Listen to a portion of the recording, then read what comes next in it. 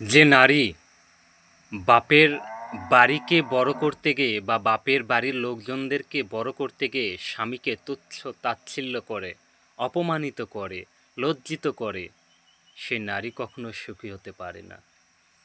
আপনি একটিবারও কি কখনো ভেবেছেন আপনার ভাই যতক্ষণ পর্যন্ত বিয়ে না করে ততক্ষণ পর্যন্ত আপনাকে বেশি মহব্বত করবে, ভালোবাসবে।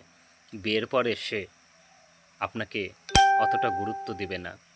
আপনার বাবা যখন আপনাকে যখন আপনার বাবা বৃদ্ধ হয়ে যাবে, আপনার মা বৃদ্ধ হয়ে যাবে, তখন আপনি তাদের কাছে বোঝা মনে হবেন।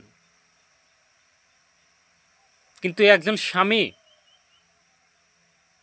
আপনাকে সারা জীবন আপনার পাশে থাকবে। আপনার বিপদের সময় সে আপনার পাশে থাকবে। আপনার আত্মীয় স্বজন যদি আপনাকে ভুলে যায়, আপনাকে কষ্ট দেয়, আপনার স্বামী আপনাকে কখনো ভুলে যাবে না। সারা জীবন আপনার মৃত্যু আগ পর্যন্ত আপনার পাশে থাকবে।